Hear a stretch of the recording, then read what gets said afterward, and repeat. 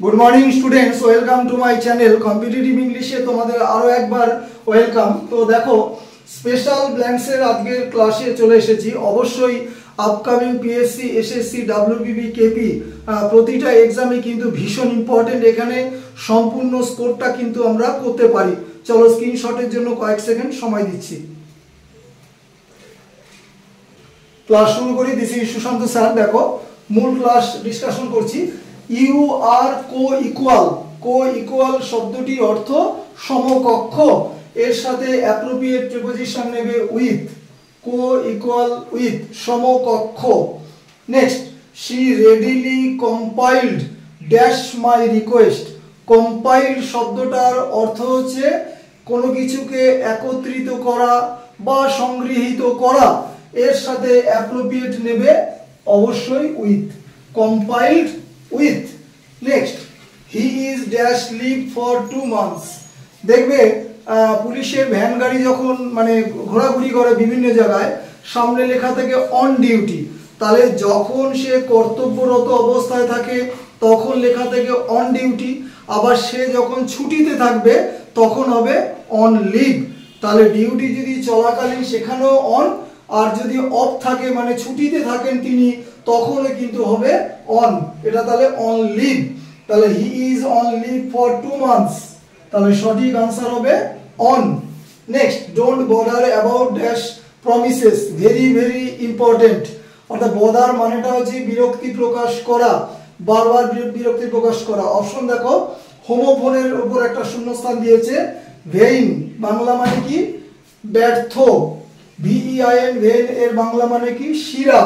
VANE এর বাংলা মানে তোমার বাতাস কুল, অর্থাৎ এয়ার বা বাতাসকে তোমার হচ্ছে নির্দেশক করতে নৌকা বা ওরকম ধরনের নৌবহরে আমরা কি কোনো দিক নির্দেশকের জন্য কোনো আমরা কিছু একটা যন্ত্র লাগাই, সেটাকে বলে ভেন, মানে বাতাস কুল।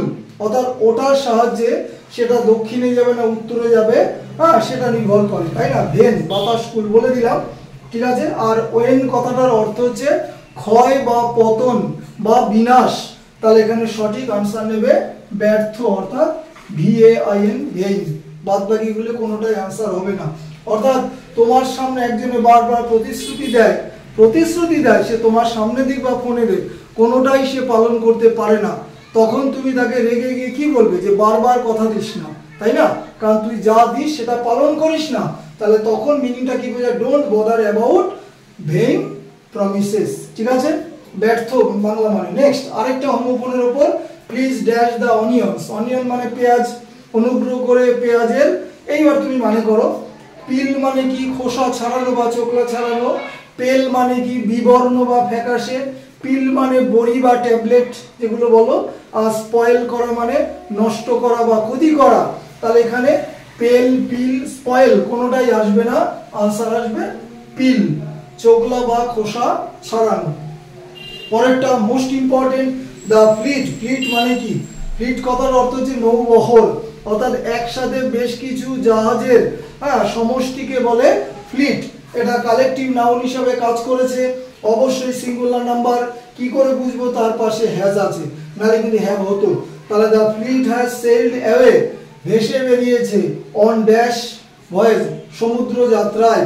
তাহলে একটা পজেসিভ নেবে তার। তাহলে তার ইংরেজি কি? ইটস হয়, হিজ হয়, হার হয়, দেয়ার হয়। সবার আগে দেয়ারটা বাদ দাও, কারণ এটা আমার সিঙ্গুলার নাম্বারে। এবার হিজ হার কেন হবে না? কারণ ফ্লিটের সাহায্যে পুরুষ না মহিলা কোনোটাই তুমি বোঝাতে পারছো না, তাহলে তখন তার পজিটিভ কি নেবে? ইটস নেবে, ইহার, ঠিক আছে। এইবার হোমওয়ার্কের পরিবর্তে আজকের ক্লাসে একটা স্পোকেন ইংলিশ তোমাদের সামনে তুলে ধরছি। দেখো যে আমরা কথাবার্তা দৈনন্দিন জীবনে কি বলি? আমার ভাই সময় নেই ওখানে যাওয়ার, তোর বাড়িতে যাওয়ার আমার সময় নেই, এখন ক্রিকেট খেলার মতো সময় নেই, আই ডোন্ট হ্যাভ টাইম। ভালো করে দেখো, আই ডোন্ট হ্যাভ টাইম। এবার একটা টু বসাও। এবার যেই বাংলা ক্রিয়াপদটা তুমি বলবে সেটা তুমি V1 হিসাবে লাগিয়ে দাও। আই ডোন্ট হ্যাভ কি? I don't have time to play cricket now. আমার এখন ক্রিকেট খেলার মতো সময় নেই, ঠিক আছে। তুমি বাংলাতে যেই ভার্বটা মানে যেই ক্রিয়াপদটা ব্যবহার করবে টু এর পরে সেটা বসিয়ে দেবে V1 হিসাবে। আর এটা দেখে দেখে লিখে দেবে। এরকম দিয়ে তুমি হাজার হাজার সেন্টেন্স তৈরি করতে পারো। যাই সম্পূর্ণ ক্লাসটা বাংলায় বোঝালাম, তাই সকলের কাছে সাবস্ক্রাইব অবশ্যই আশা করি। এবং লাস্ট বলে দিচ্ছি যে WBSLST ক্লাস শুরু হয়ে গেছে, ইংলিশ পার্টটা আমি পড়াই, প্রত্যেকেই জানো, প্রতিদিন অ্যাড দেওয়া হচ্ছে। ক্লাস শেষ করছি, হ্যাভ এ গুড ডে।